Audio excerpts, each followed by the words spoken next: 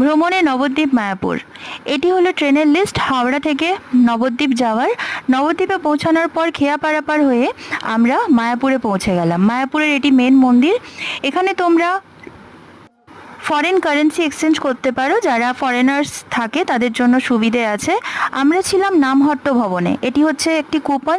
এই নামহট্ট ভবনেই তোমরা ভোগ প্রসাদ পেয়ে যাবে 50 থেকে 80 টাকার মধ্যে। শ্রী চৈতন্য মহাপ্রভুর জন্মস্থানে এসে আমরা এই গরুদের একটি গোশালা দেখতে পাই। তোমরা যারা আসবে তারা একটা দুটো করে ফল আনতে পারো এদের জন্য।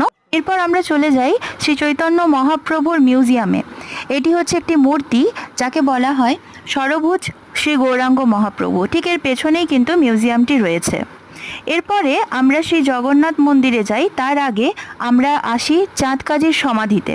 এই চাঁদকাজির সমাধি নিয়ে একটি স্টোরি পরবর্তী ভিডিওতে বলবো। ইনি হচ্ছেন চাঁদকাজির সম্বন্ধে সমস্ত গল্প বৃত্তান্ত বলছেন এবং এই জায়গাটি অত্যন্ত পবিত্র। পরবর্তী জায়গা হচ্ছে শ্রী জগন্নাথ দেবের মন্দির। এই ধামটিতে তোমরা এসে বসতে পারো এবং এখানে ভজন কীর্তন সবই উপভোগ করতে পারো। অত্যন্ত দারুণ একটি জায়গা। ঠিক বিকেল বেলায় আমরা এখানে ভজন কীর্তন শুনে চলে যাই মায়াপুরে। ঠিক এই মায়াপুরটিকে প্রাচীন মায়াপুর হিসেবে ধরা হয়।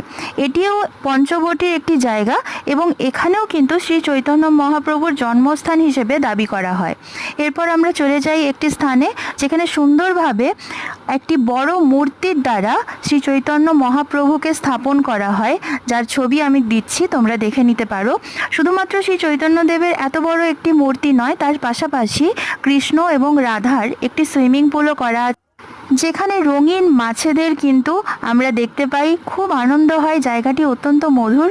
এর পরবর্তী স্থানটি হচ্ছে ঠিক এই জায়গাটির পেছনে অনেক কিছু মূর্তি থাকে। এই মূর্তিটি শ্রী চৈতন্য দেব এবং শ্রীকৃষ্ণের রাসলীলা সব কিছুই করা হয়েছে। শ্রীকৃষ্ণের রাসলীলার সমস্ত মূর্তি এখানে স্থাপন করা হয়েছে। ছোট শ্রীকৃষ্ণ, যেটা তোমরা একটা দড়ির মাধ্যমে দোলাতে পারবে, শ্রী নরসিংহ ভগবান। এছাড়াও একটি সোনার গৌরাঙ্গ আছে একটি রাজবাড়িতে, যার ছবি তোলা নিষিদ্ধ ছিল বলে আমি ছবি দিতে পারিনি। তোমরা এসে একটি টোটো ভাড়া করে সমস্ত জায়গাগুলো ঘুরে নিতে পারো। যদি টোটো দাদার নাম্বার তোমার দরকার হয় কমেন্ট সেকশনে জানিও, আমি ওখানে মেনশন করে দেব। একজন পরিচিত আছেন। এরপরে আমরা আবার মায়াপুরে ফিরে যাই এবং মায়াপুর থেকে ভোর ভোর আমরা নবদ্বীপে খেয়া পারাপার হই। খেয়া পারাপার হয়ে আমরা কিন্তু নবদ্বীপ স্টেশনে আর ফিরে যাই না। নবদ্বীপ স্টেশনের আগে স্টপ যেটি হচ্ছে বিষ্ণুপ্রিয়া হল্ট, এখান থেকে উঠলে তোমরা ভিড় এড়াতে পারবে ঠিক ভোরবেলাতে। হাওড়াগামী সমস্ত ট্রেন ঠিক এখান থেকেই ছাড়ে। ভিডিওটি কেমন লাগলো জানিও প্লিজ।